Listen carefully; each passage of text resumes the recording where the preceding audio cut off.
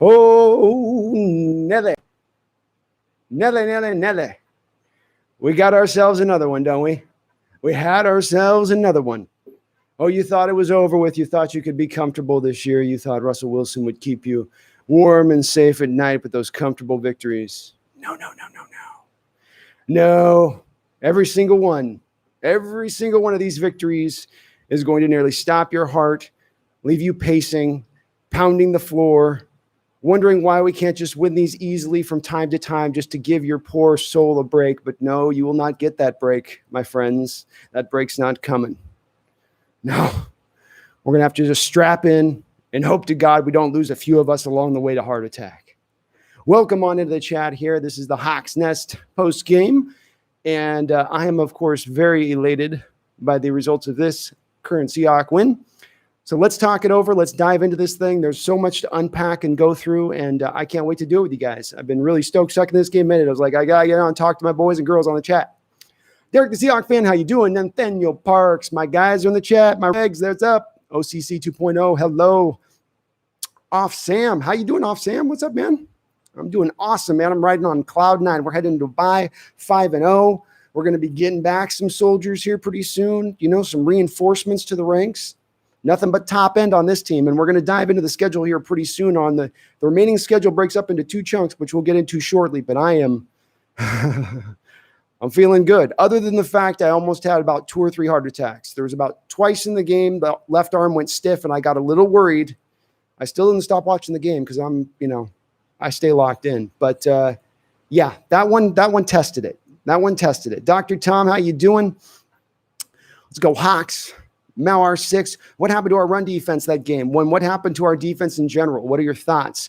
Well, we'll definitely go deep dive into this, but I'll just go in general right off the bat. Mal 6, obviously you're touching on the fact that's where the defense took a step back in this game where you could not stop the run. Even when you knew they wanted to run the ball, when they intended to run the ball, when they were showing you a run-heavy look, there wasn't much you could do about it. And Seattle just was the holes were getting widened up in the game. I think that there's plenty of blame to pass around.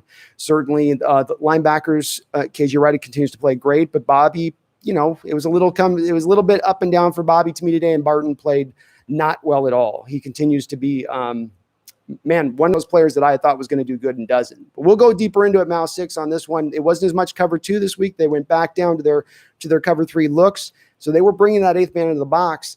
They just weren't able to, even bringing that 8th man in the box, close up those rushing lanes. And I would reckon to guess it had a lot to do with gap control, and specifically guys probably getting a little bit gassed as the game went on, and they were on there for so many plays out on the football field. Carl Neary, I almost missed a dim. What's up, Carl Nearney? I get it right, Carl. I haven't gotten it wrong in a long time. Thank you for the birthday acknowledgement, man. I'm getting older, but it's all right. It was a good birthday. Derek, KJ showed up tonight, really liking him at the Sam. KJ took my breath away on that pick, that one-handed interception. And he did have a one-handed interception back, I think, in the Cowboys playoff game a couple years ago, didn't he? But this one was one where you're just like, wow, he's getting his hands on balls. I had been a skeptic about him moving over to the Sam linebacker position, and they even said on the telecast he doesn't really like to play it. But, man, he looks like a natural Sam over there. His length really is a problem for those tight ends because, like I've said before, you're covering more of those little flat routes. It's not as much of the seam stuff that you do from the will. And he's really, really on point with it. Really impressive to see with KJ. He's having maybe his best season of his career at 34. He's earning every bit of that 6.9 cap hit that he's costing. RSOs, get rid of Norton now. I don't know if a new defensive coordinator necessarily fixes this to a degree. I think it'll help, but Norton's not going to remain here if the defense remains in the shape it somewhat has been in. So I know where you're coming from, man. There's a lot of people in the ranks of the 12th men that think this guy needs to go and needs to go now. I'm on board with it myself. I just want somebody with an outside the box. I don't want just Quinn coming in, who I don't think is going to be available anyway, but somebody who's going to be out there with a few different ideas rather than this conventional stuff that we've run for so long. Raxney, how you doing, Raxney? Mal 6, you like the setup? Thanks, man. Corbin Raps, I love and hate being a Seahawks fan, man. There's nothing I can better say about that, Corbin. I mean, you put it eloquently in the respect of you go and you're in the game and you start out that first half and you're like, why? What the hell? What are we doing? We're at home. What is going on? What is this? What am I watching? And then they come back and they're just suddenly 21 points in under a minute, and you're going, yeah, okay. All right, here we go. And then the other team comes back. They just they tear your heart back and forth. And I've said this before, and I'll say it again because it's really worth noting. It's the special little thing about this team. There's not a lot of teams that play these kind of games. This is not just me being a homer.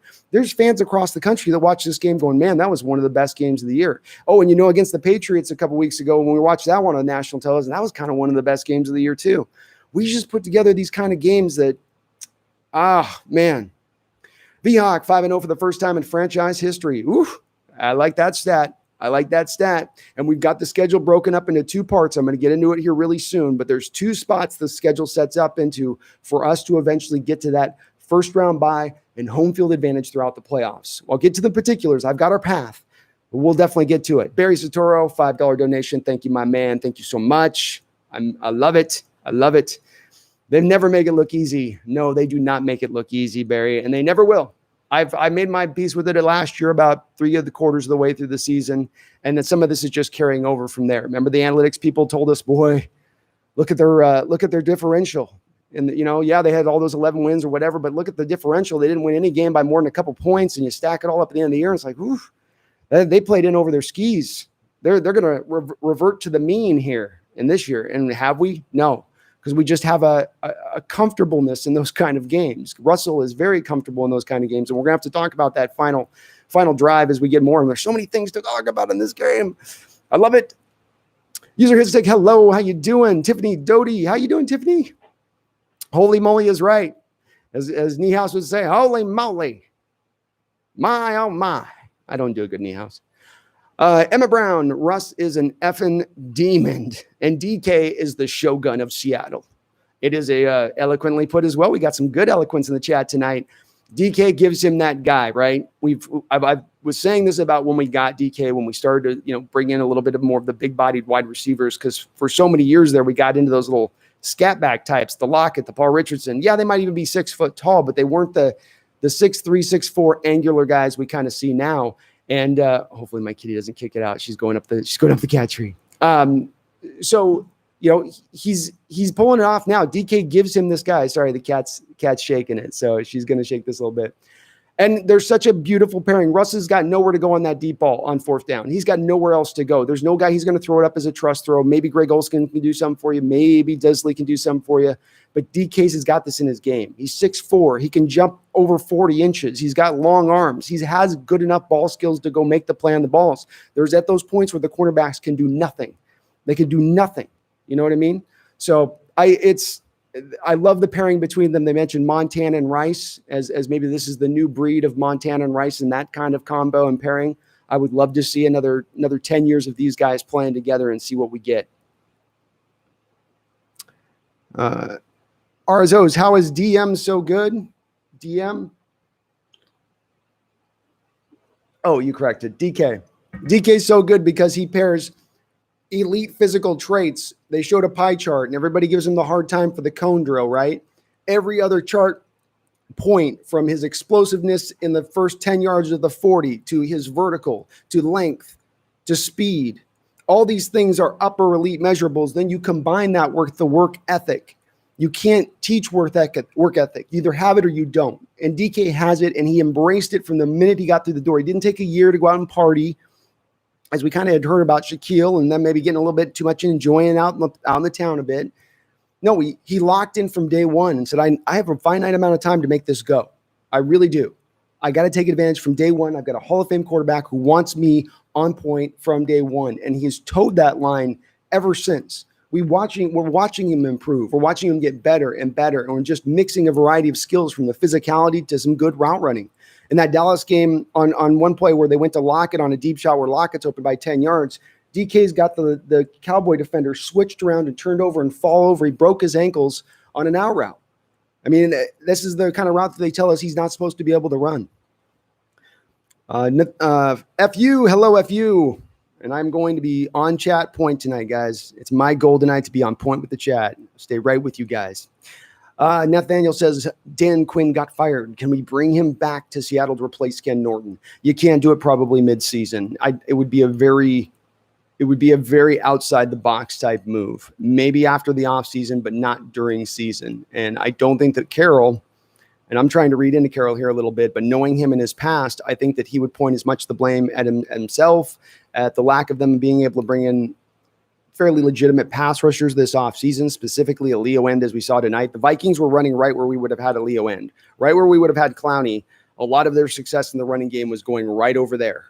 And you just don't have that same kind of player to set that edge. People knock Clowney for the fact that he doesn't get enough sacks. The one thing that they always seem to forget about is the guy could set an edge and close it down, and you were not going to run at him. Your only chance was to run away from him. And you're missing a little bit of that right now. But maybe in the offseason, Nathaniel. Bash M, what is up, Bash? Randall McDaniel. Great teams win a game or two each year that we don't deserve to win. Kind of stole that one. Go Hawks. I don't know, Randall. I don't know. I would maybe feel this way if it was a different team, any other team in the league. But the fact that we win so many of these games and just over just the recent years specifically, where it is these kind of games where we're just not in control all the time. We're in control at times, then we're out of control, and then we seem to be almost completely out of control, but then we get it back. It seems to just be sort of, lack of a better word, their formula. Is it fun to watch all the time? No, but it seems to be like, I don't know, maybe they have no control over it. Maybe it's just random that they're just staying on top of these kind of things. But when you do this for more than just a sample size, more than just a couple of games, think back to the Rams game last year. Paul Allen pushing the ball in the last second with Legatron, the same Legatron who's won games for the Cowboys and the onside kick, right? You get these games down to the wire like that just take your breath away, but they find a way more often than not. And maybe this is one we didn't deserve, but I thought that they showed some resiliency in the second half. And the second that they got just a smidgen of momentum, just a little tiny slice of momentum, they grabbed it with both arms and took advantage, took it back right in that moment. I love to see that part of it. Wasn't easy. Derek, the Seahawks fan, people are going to trash on Russ for only throwing for 190 yards and an INT, but I'd like to see anyone else get a 94-yard game-winning drive in the pouring rain. Yeah, let's talk about this really quick. The first two throws on the drive, Russell grounds him, doesn't it? And you're thinking as you watch him throw those two balls at the foot of the receiver on back-to-back plays, I believe, or mixed in there, you're going, oh man, the ball's too wet. The announcers are really nailing on the fact that in the stadium right now, the rain is pouring. It's almost as bad as they had seen all night, was with the impression you got from them and what they were describing it, because the camera doesn't really show you exactly on all aspects. But those first two throws look like, it's a wet ball. He just can't get the ball out. He can't get it where he wants to get it. But he just finds a way. He finds a way to adjust into that. He finds a way to know when I got to scramble off the bat of the drive, get that 15 quick yards. And then the throw up to Metcalf was both of those guys just doing something sensational in the moment. Russ has got pressure bearing down on him. I thought the Vikings defensive coordinator in this game, and Mike Zimmer specifically, I thought that they just did a fantastic job of play calling. I really did. They're missing a lot of the guys on that defense. No Laval Joseph. There was another defensive tackle, Michael Pierce, that they got from Baltimore that they're missing. Anthony Barr, their star outside linebacker, is out for the year. They got some young corners out there that I liked a lot coming into this draft, but I didn't want to start them necessarily day one when you've got another one on the other side. I felt like they were going to get picked on.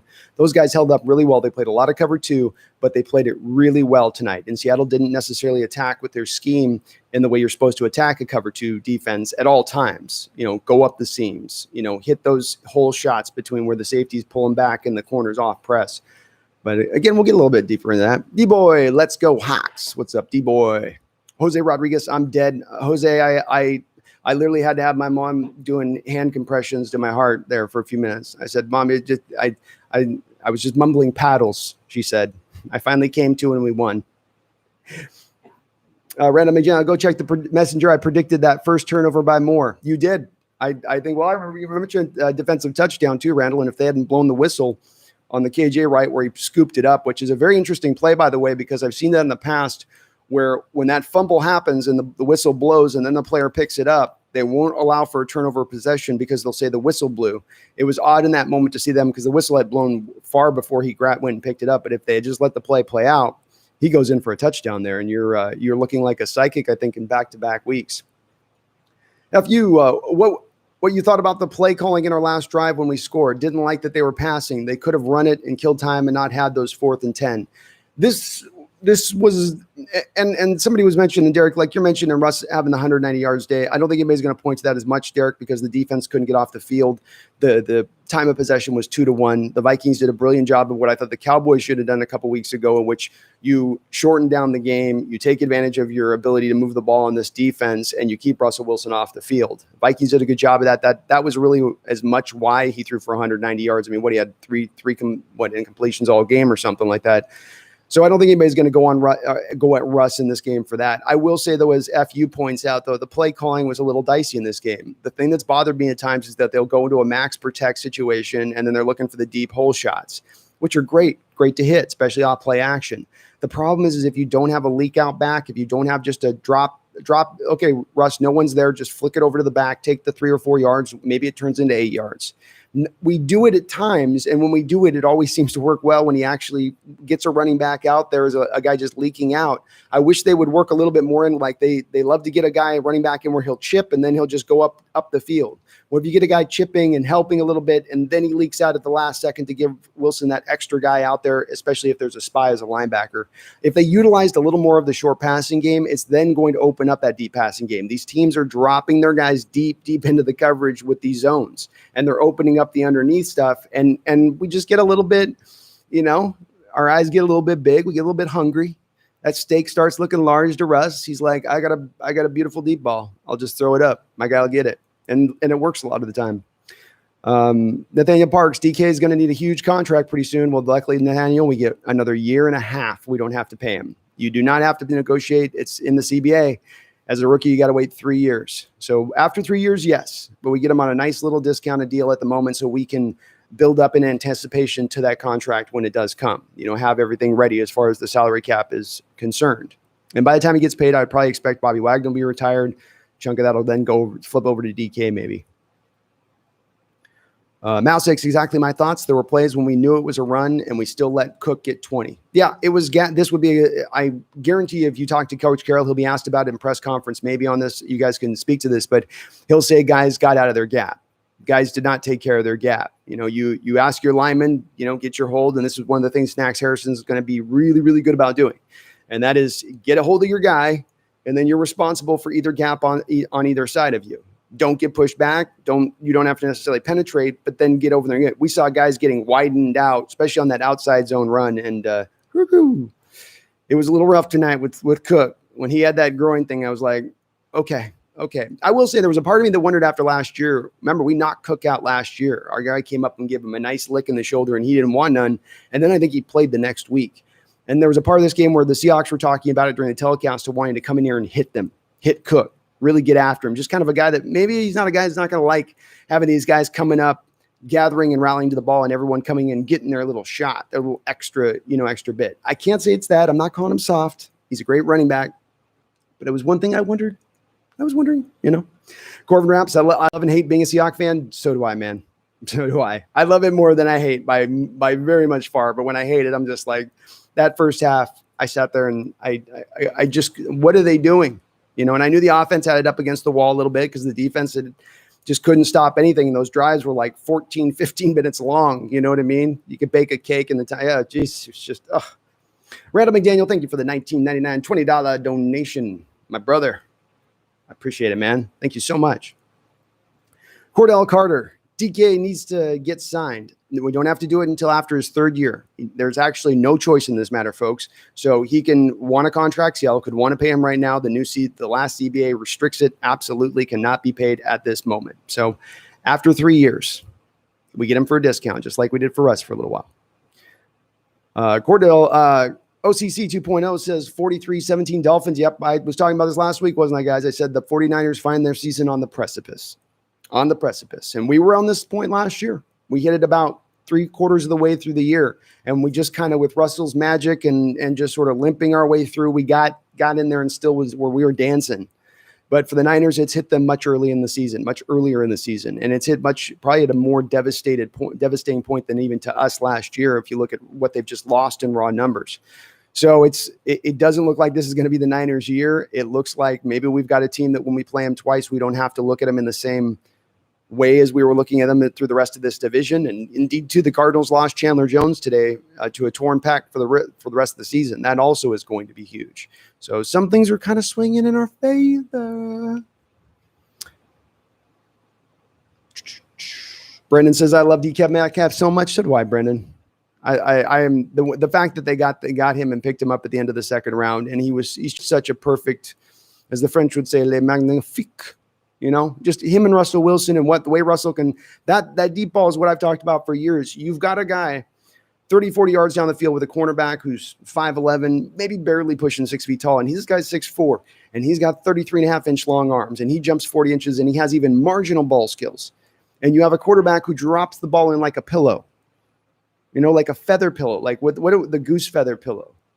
He drops in goose feather pillows, and it lightly lands, and it makes it so much easier for the receiver to pull off that kind of move that DK did. Now you add on top of the fact the guy's so freakish that he's not just a one-trick pony. This guy's going to be a legitimate star in this league. And when Russell says he's got Hall of Fame potential, believe that. That's not Russ just giving you the I love the world and everybody's great speech. FU, who do you think we should trade for right now? FU, there is not a lot of deals out there to be had. We're going to have to go through this in the chat, I think, and talk this through a little bit. Obviously, Atlanta is the first one out there that you'd go, does Atlanta got anything we can get off of them? Dante Fowler doesn't get me excited. Tyrese McKinley doesn't get me very excited. The other team that just cut their coach being Houston, Whitney Merciless, I think Randall McDaniels mentioned him as a guy. Maybe they'd be a target. Boy, I sure would like J.J. Watt a whole lot more. I'd like to be able to move J.J. Watt all around our defensive line, and I think that'd be a nice little mix. So if you were going to say like kind of what I'd like is maybe in a feasible, hopeful, best case scenario, I know J.J. is probably not ever going to leave Houston, but I've made this argument. If J.J. knows it's his last year and the Texans know it's his last year and he wants one shot at a Super Bowl ring, I'm just saying. Brian Schmidt, what a game, Brian. It's another instant classic, wasn't it, Byron? Sorry. You put it with the Niner game last year, put it with the Ram game last year, put it with the Tampa game last year. Maybe we can throw even the Patriot game into the mix. I mean, you had the Patriots on the 1 yard line with Cam Newton running well this year, wanting to run the read option right up the gut. And here we come. Hey, he never gets stopped like that. You stopped him. These are magical finishes. Enjoy these wins, folks. Really do. It's an oddity to experience these type of football games that are this much fun to watch almost week in and week out. I know some would love just the boring old win, but D-Boy, what's up? How you doing, D-Boy? And Jose Rodriguez, I see you as well. Sorry, I might have missed you on the chat. My mods. Feeling good. Brendan, thoughts on who the Seahawks might look at adding after this game? So yeah, they're going to probably still kick the tires on Clay Matthews.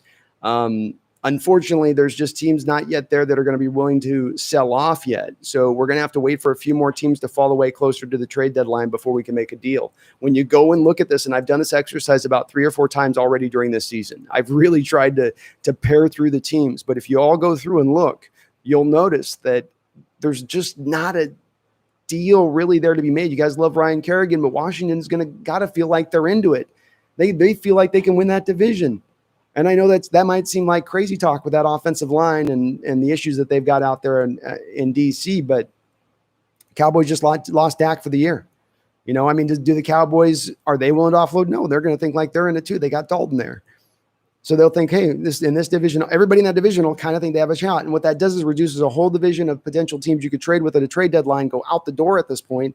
So it just reduces this list down. So there is no Ryan Kerrigan available. There is no Fletcher Cox available because the Eagles are going to be in that same boat. They're going to think we're only a couple games away. We're just a couple games away. We got to have a couple teams that fall off that look feasible, but it is lean out there. It is lean. It's lean meat. It's a lean cut of beef. Randall McDaniel, is KJ our best defensive player in 2020? What a great question, Randall. I think Jaron Reed's probably playing at the best. I think he's having to play a lot of snaps so he doesn't look as impactful throughout a game. But to me, Jaron Reed is really playing very, very close to his level of the 10.5 sack season that he had. Now, will he get to that sack rate? No, maybe not. But he's causing a lot of pressure up the middle, and especially once we get Snacks in here and he starts to get freshened up a little bit, Randall, I kind of like him, but KJ is right there with him. KJ would definitely be right there, absolutely with him. OCC says that call at the last second was a bit of a sus. Which call, OCC? Tell me which call you mean. Do we keep KJ or do you think we should let him go? I mean, some of this with KJ is going to be, I think he's going to want to, I think he's almost probably ready to retire after this year. I'd be surprised to see him come back. But hey, if he comes out and has a year like this, where he's playing like this, I mean, the guy could have, 4 interceptions, and he's been all over the field. He's going to probably, he's playing at kind of a Pro Bowl level right now. And the Pro Football Focus scores showed before the game, I think he's the 5th rated linebacker in the NFL. The guy, it's going to be hard for him to retire if he's playing at that kind of level. I mean, it will be. This is his best football of his career, in my opinion. Nathaniel says, at this rate, are we going to have a 16-0 record with a 16-point plus differential? Knowing this team, Nathaniel, they'd find a way to have a 16-0 record and a 14 differential or some just, crazy way of making it work. But it could be. I mean, this is the team they are. This is who they are, man. I'm embracing it. I'm embracing the chaos. FU says, do you think Russell's pick was Russell's fault, or was that a good play from the defense? The play's got a couple faults at play on that one. Carson can't get pushed out of bounds. That is a bad no-no there. That's a running back on a swing route who can adjust his control coming through, and he's got to have his pathway. He's a big back. No guy should be knocking him out of bounds in that moment. He gets the first coat of blame there.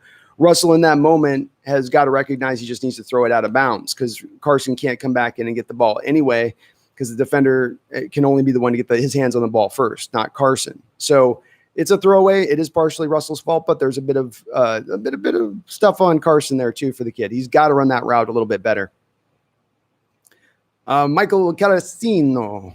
What an insane game. It's 5:30 over here in the UK, and I have no chance. I'm sleeping after that. No, me neither. It's not even late here. Luckily, I get early games over in Maui now, but there's no way I'd be going to bed after this game either. This is one of those ones where your heart's beating, and you're done, and you're just like, oh my God, we won.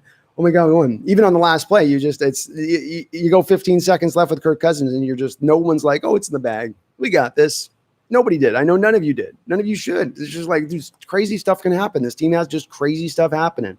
But this is why we love the team. And this is part of what, as us particular fans of this particular team, we really do enjoy this team in this moment in time in history of having this kind of team. Because it's, again, I've been a fan 30 plus years, and there's not a lot of teams that just do these type of games and stack them up like this. It's just not. You're lucky to get maybe one here, one there, Michael, I'm doing awesome, man. Thank you. I appreciate it. Brendan, I gave Wade Phillips a call. I'd give Wade Phillips a call. He'd be interesting, Brendan. I'd love to see the two old grizzled minds with all that knowledge. They've forgot more stuff than the young defensive coordinators can even know, and if you brought those two minds together and what they could come up with, that would be an interesting collaboration, wouldn't it? Carroll and Wade Phillips. But Wade Phillips also does tend to run more, I think, of a 3-4 scheme. And I don't think that Coach Carroll would ever fully slide into that 3-4 element. They have been standing up a guy off the line of scrimmage at times as the defensive end, like the Leo at times on the flip side of the offensive formation, the strong side or the weak side is where they are. But I don't know if they would do that. It'd be cool to see, but I don't think they'd do that.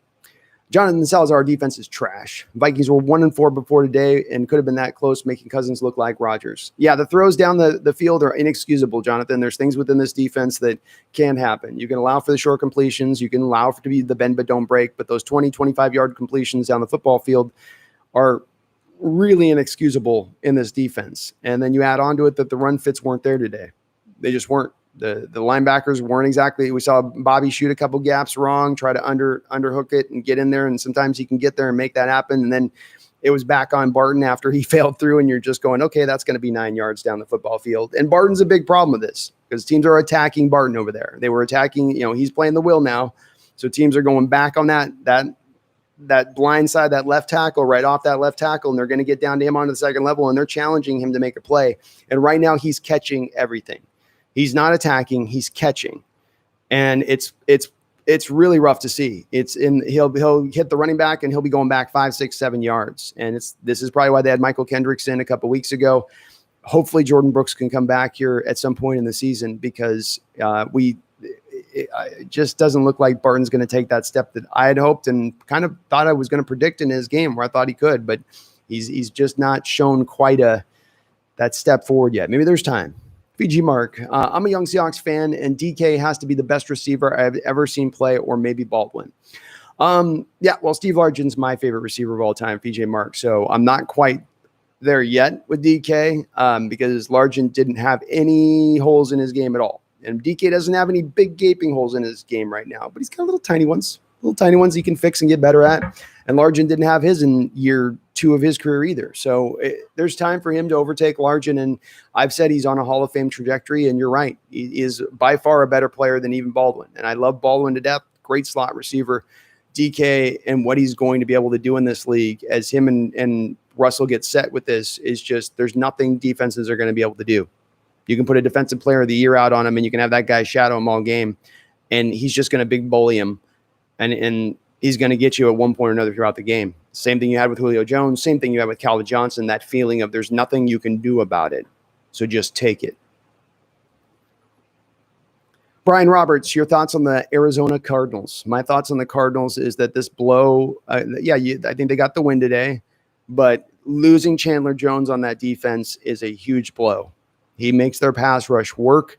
He is the big consistent factor for them year in and year out, and specifically when they play us. Part of the reason that they play us so tough, part of the reason that they're such a tough matchup is that he always gives our guys fits as a pass rusher, and it can even be over there on Dwayne Brown on the blind side. Dwayne will have some fits with him because he's got that length, and he's a special player. I mean, we're talking about Hall of Fame. Chandler Jones is probably on a Hall of Fame path right now. A couple more years he can put together, but he's out.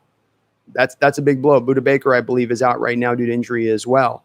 So defensively, they're a little light, and there seems to be a going. DMAC, my buddy, believes this, that there seems to be a going consensus out there that maybe the NFL has a little bit solved Cliff Kingsbury and what he's doing with that offense, and some of the successes they had from last year being reduced a little bit right now at times because teams kind of know how to play it. Specifically, that they're not really playing the man; they're playing to where they think the play is going to end up from the pass play and playing to the tendencies of the offense, which I don't know. We'll see if that is the case. I still do think the Cardinals, along with the Rams, are our two biggest threats, but the Cardinals take a big step back with that loss. That's one of their best players on the team.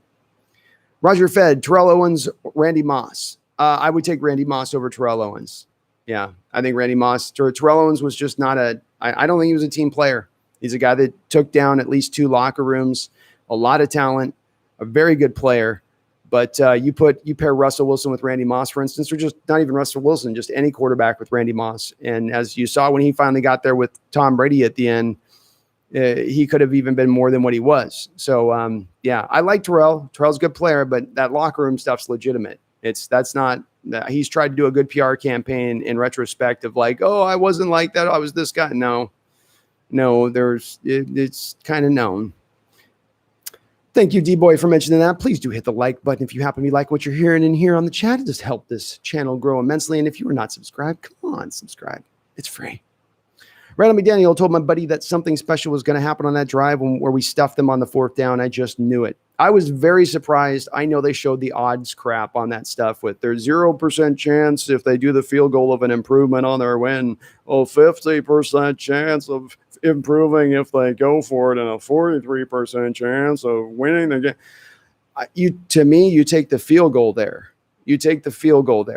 It's one of those situations where we're down at the end of the game. I get you going for it in that moment, but you don't get it there. You have Russell Wilson on the other side. He finds a way. He's found a way. He's going to lead the NFL in 4th quarter comebacks when he retires, specifically for this kind of stuff.